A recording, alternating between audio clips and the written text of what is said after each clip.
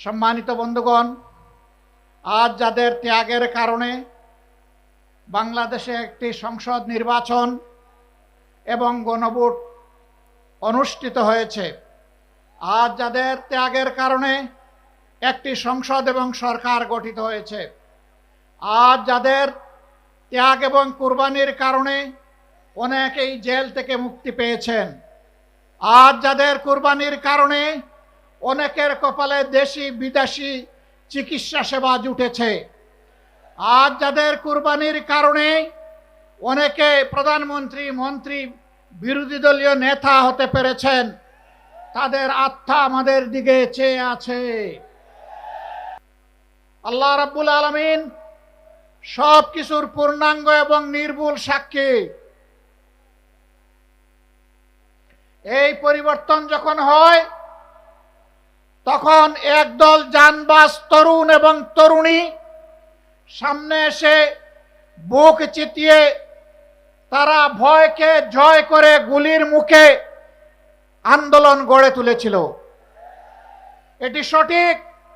15.5 বছর ফ্যাসিবাদী শাসনের বিরুদ্ধে আমরা যারা বিরোধী দলে ছিলাম দফায় দফায় আন্দোলন করেছি, কিন্তু আমাদের আন্দোলনের মুখে ফ্যাসিবাদীরা পালিয়ে যায়নি।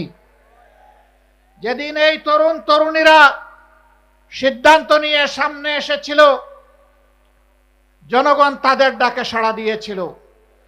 নারী, পুরুষ, শিশু, কিশোর, যুবক, আবাল, বৃদ্ধ, বনিতা সকলে রাস্তায় নেমে এসেছিল।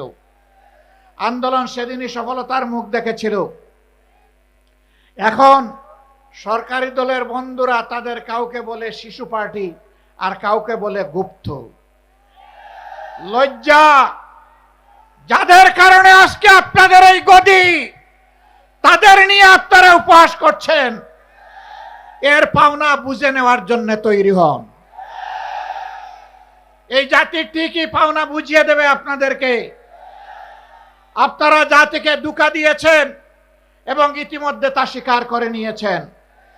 আপনাদের নেতা বলেছিলেন, আমরা যদি ধোঁকা দেই আগামীতে জনগণ আমাদেরকে আস্থা করে নিক্ষেপ করবে। সেই আস্থা করে দেখার জন্য আপনারা তৈরি হন। গণভোটের রায় অগ্রাহ্য করার মানে হচ্ছে এদেশের জনগণকে অপমান করা, তাদের ভোটকে অস্বীকার করা, তাদের রায়ের প্রতি বৃদ্ধাঙ্গুলি দেখানো। মনে রাখবেন, জনগণের বিরুদ্ধে দাঁড়িয়ে অতীতে কেউ কোনোদিন রেহাই পায়নি, আপনারাও রেহাই পাবেন না। সময় থাকতে অনুরোধ করি, এখনো সৎ পথে ফিরে আসুন। জাতির সাথে গাদ্দারি বেঈমানি করবেন না। আপনারা এসে বলুন, আমরা ইতিমধ্যে যা করেছি ভুল করেছি, আমরা জনগণের দেওয়া রায়, গণভোটের রায় আমরা বাস্তবায়ন করব। হয়তো জনগণ তখন আপনাদেরকে ক্ষমা করবে। আপনারা বলেন আপনারা নাকি সংস্কারের প্রবক্তা। আপনাদের আগে কেউ সংস্কার কর্মসূচি ঘোষণা করে নাই, কিন্তু আফসোস, আপনাদের সংস্কার কর্মসূচির প্রথম দফার সাথে আপনারাই আজকে গাদ্দারি করছেন। এই দফায় লেখা আছে, আপনারা যদি নির্বাচিত হন তাহলে এই দেশকে মেরামত করা লাগবে, আর মেরামত করতে হলে সংবিধানের সংস্কার সাধন করা লাগবে। আজকে আপনারা বলছেন সংস্কার কি জিনিস সংবিধানের আপনারা বুঝেন না। তাহলে কি আপনারা শিশুর মতো না বুঝে প্রথম দফায় লিখেছিলেন? আপনারা আপনাদের ইশতেহারে লিখেছিলেন বাংলাদেশের কোথাও অনির্বাচিত কোনো জনপ্রতিনিধি থাকবে না। সরকার গঠন হওয়ার পর 42টা জেলায় ইতিমধ্যে আপনারা প্রশাসক নিয়োগ করেছেন। প্রশাসক কি নির্বাচিত জনপ্রতিনিধি? তা আপনারা তো আপনাদের ইশতেহারের সাথেই তো বিশ্বাসঘাতকতা করছেন। প্রিয় দেশবাসী,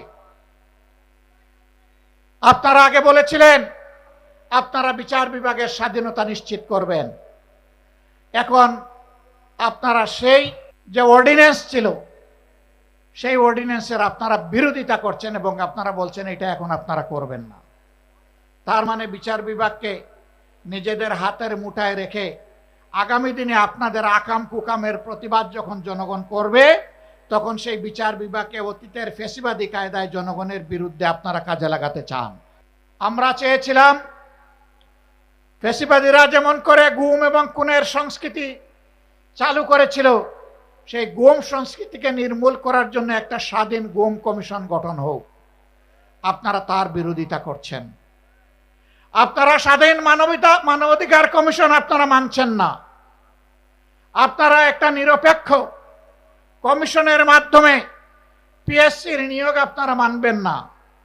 আপনারা উল্টা পথে চলছেন। আপনারা মনে রাখবেন, যেই পথ ধরে স্বৈরাচার চলেছিল একই পথ ধরে আপনারাও হাঁটছেন। স্বৈরাচারের যে পরিণতি অতীতে হয়েছে, আপনাদের পরিণতি ভিন্ন হবে না যদি এই পথ থেকে আপনারা ফিরে না আসেন। এই সংসদের মেয়াদ মাত্র গেল 2.5 মাস। আমরা চাইনি, এখনই আপনাদেরকে শক্ত করে ধরতে আমরা সুযোগ দিতে চেয়েছি যে আপনারা আপনাদের ভুলকে সংশোধন করুন। মনে রাখবেন, আমাদের এই উদারতা যেন কোনো দুর্বলতা হিসেবে আপনাদের কাছে ধরা না দেয়। ভালো কাজ করবেন, আমরা পানির মতো তরল। মন্দ এবং অন্যায় কাজ করবেন, জনগণের বিরুদ্ধে অবস্থান নেবেন, আমরা ইস্পাতের চাইতেও কঠিন হয়ে দাঁড়াবো সেদিন। দেশ এবং জনগণের কোনো ক্ষতি আমরা মেনে নেব না। আপনাদের নেতা বলেছিলেন দুর্নীতিকে টুটি চেপে ধরবেন। আপনারা ক্ষমতায় এসেই বললেন যদি সমঝোতার ভিত্তিতে কিছু নেওয়া হয় এটা চাঁদা হবে না। ধিক্কার জানাই। আজকে আপনাদের পরিচয় হয়েছে, আপনাদের নাম ছিল জাতীয়তাবাদী দল, এখন মানুষ বলে চাঁদাবাজি দল। একজন চাঁদাবাজকেও আপনারা কবজায় আনেন নাই। জনগণ বিশ্বাস করতে বাধ্য হবে মাথা থেকে পায়ের পাতা সবাই চাঁদাবাজ। নাইলে কেন চাঁদাবাজি বন্ধ হচ্ছে না? সব জায়গায় কেন দুর্নীতির মহা উৎসব চলছে? গায়ের জুড়ে সব জায়গায় রাজনৈতিক দখলবাজি কেন চলছে? বাংলাদেশ ব্যাংকের মতো সেন্ট্রাল ব্যাংকের জায়গাটাও আপনারা ঠিক রাখলেন না। সেখানে একজন দলখানা লোককে আপনারা, অযোগ্য লোককে আপনারা বসাই দিলেন। বিভিন্ন পাবলিক বিশ্ববিদ্যালয়, একদিকে গিয়ে আপনারা বলবেন অতীতে রাজনৈতিক বিবেচনায় নিয়োগ দেওয়ার কারণে পাবলিক বিশ্ববিদ্যালয়গুলা মান রক্ষা করতে পারে নাই, বিশ্বমানে আসতে পারে নাই। আবার আপনারা দক্ষ বিসি, প্রবিসি, প্রক্টর, প্রভুষ সবাইকে সরিয়ে দিয়ে দলখানা লোকদেরকে সেখানে বসাবেন। জাতির সাথে এটি হচ্ছে প্রহসন। এই অবস্থা যদি অব্যাহত থাকে, প্রশাসনে যদি নিবেদিত প্রাণ দেশপ্রেমিক দক্ষ যোগ্য মানুষদেরকে তালপট্টিতে খাল বিলে পাঠিয়ে দলখানাদেরকে যদি অযোগ্য জায়গায় বসানো হয়, মনে রাখবেন এর খেসারত শুধু জাতি দিবে না, এর আগে আপনাদেরকে দিতে হবে। আমরা প্রত্যেকটি বিষয়ে কথা বলবো, আমরা কাউকে ছেড়ে কথা বলবো না। সংসদে লড়াই করব যাতে জাতির দাবিগুলো শান্তিপূর্ণভাবে আদায় হয়। যেখানে স্পিকারের অনুমতি নিয়ে কথা বলা লাগে, কিন্তু সেখানে যদি কথা বলতে দেওয়া না হয়, অথবা আমরা যদি জাতীয় সমস্যার সমাধান সেখানে খুঁজে না পাই, তাহলে আমরা ওখানে চলে আসব যেখানে কথা বলার জন্য স্পিকারের কোনো অনুমতি লাগবে না। আমরা তখন জনগণের পার্লামেন্টে চলে আসব। সম্মানিত ভাইয়েরা, আমি আপনাদেরকে অনুরোধ করব, এই দেশ কোনো দলের নয়, গোষ্ঠীর নয়, পরিবারের নয়। এই দেশ 20 কোটি মানুষের। আমাদের সকলকে এক একজন সাচ্চা পাহারাদার হয়ে দাঁড়াতে হবে। অন্যায়ের বিরুদ্ধে এক একজন যোদ্ধার ভূমিকায় অবতীর্ণ হতে হবে। অন্যায় ও সত্যের বিরুদ্ধে লড়াইয়ে অবতীর্ণ হতে হবে। কেউ আমার অধিকার দয়া করে আমার পকেটে এনে দেবে না। লড়াই করে অধিকার আদায় করব ইনশাআল্লাহ। কাউকে ছাড় দিয়ে কথা বলা হবে না। আমাদেরকে মাঝে মাঝে চোখ রাঙানো হয়। কেউ কেউ বলেন যে যদি আপনারা এই করেন ওই করেন তাইলে আগামীতে এ হবে ওই হবে। বন্ধু, ভয় দেখাবেন না। যাদের নেতারা হাসতে হাসতে ফাঁসির তক্তার উপরে দাঁড়াতে পারে, তাদেরকে কোনো কিছুর ভয় দেখাবেন না। আমাদের নেতৃবৃন্দ রাস্তা রচনা করে গিয়েছেন, জনগণের মুক্তির রাস্তা। এই রাস্তা ধরে আমরা চলতেই থাকব। পার্শ্ববর্তী দেশ আমাদের প্রতিবেশী, প্রতিবেশীকে সম্মান করি। আমরা চাই আপনারা শান্তিতে থাকুন। আমরা চাই আপনাদের দেশের ভিতরে মানবিক পরিবেশ তৈরি হোক। আমরা চাই না ধর্মের ভিত্তিতে সেখানে বিভাজন এবং অশান্তি হোক। কিন্তু আমরা দেখতে পাচ্ছি সেখানে শুধু মুসলিম নামের পরিচয়ে মানুষকে নাজেহাল করা হচ্ছে, আর বাংলাদেশের দিকে লাল চোখ দেখানো হচ্ছে। বন্ধু, এটা তিতুমিরের বাংলাদেশ, হাজী শরীয়তুল্লাহর বাংলাদেশ, শাহ মখদুমের বাংলাদেশ। এই বাংলাদেশের দিকে চোখ রাঙাবেন না, হুমকি ধমকি দিবেন না। আমরা চাই আমরাও শান্তিতে থাকি, আমরা চাই আপনারাও শান্তিতে থাকুন। আমাদের শান্তি নিয়ে টান দিলে কারো শান্তিই থাকবে না।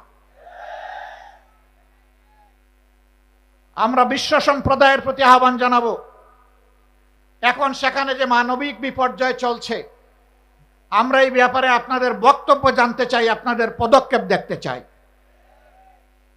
এই বিপর্যয় বন্ধ হোক। আমরা বাংলাদেশে কোনো সাম্প্রদায়িক অশান্তি সৃষ্টি করতে কাউকে দেব না। এই দেশ মুসলমান, হিন্দু, বৌদ্ধ, খ্রিস্টান সকলের। এদেশে যারাই জন্মগ্রহণ করবে তারা সমান মর্যাদার ভিত্তিতে নাগরিক অধিকার ভোগ করবে। এটাই বাংলাদেশের ঐতিহ্য। আমরা যে কোনো মূল্যে এই ঐতিহ্য রক্ষা করব ইনশাআল্লাহ। আমাদের ঐতিহ্যের দিকে কেউ যেন কালো হাত এবং নখর না বাড়ায়। যদি বাড়ায় তাহলে 20 কোটি মানুষের 40 কোটি হাত তা রুখে দেবে ইনশাআল্লাহ। সম্মানিত ভাইয়েরা, এখন দেশের অতীতের যে সমস্ত ক্ষতি হয়েছে, অর্থনীতি বিধ্বস্ত হয়েছে, ব্যাংক, বিমা, কর্পোরেশন লুটপাট করে শেষ করে দেওয়া হয়েছে। আমাদের যুবকরা বেকার, দিন দিন বেকারের মিছিল বেড়ে যাচ্ছে। এগুলার সমাধান কিভাবে হবে তাই নিয়ে চর্চা হবে সংসদে। আশ্চর্যের ব্যাপার, এখন চর্চা হয় 55 বছর আগে কে কি ছিল না ছিল বাহাদুরি দেখানো। যার যে ভূমিকা ছিল আমরা তার জন্য সেলিউট জানাই। আমরা যার যে ভূমিকা আছে তার জন্য অবশ্যই সেলিউট জানাই। কিন্তু একটা জাতি যদি ভবিষ্যতের দিকে না তাকায়া চিংড়ি মাছের মতো শুধু পিছনের দিকে তাকায়, এই জাতি জীবনে এগিয়ে যেতে পারবে না। ইতিহাস আমরা চর্চা করব, কিন্তু ইতিহাস নিয়ে পড়ে থাকবো না। ইতিহাস চর্চা করব ইতিহাস থেকে শিক্ষা নেওয়ার জন্যে। ইতিহাসের সাথে বেইমানি করলে একটা জাতিকে কতটা মূল্য দিতে হয় তা জানার জন্য। আমাদের অনেক সমস্যা। বাংলাদেশের 4 ভাগের 1 ভাগ পদ্মা এবং তিস্তার কারণে এখন প্রায় মরুভূমি হয়ে গিয়েছে। আওয়ামী লীগের প্রথম সরকার ক্ষমতায় আসার পর পরীক্ষামূলকভাবে 15 দিনের জন্য ফারাক্কা বাঁধ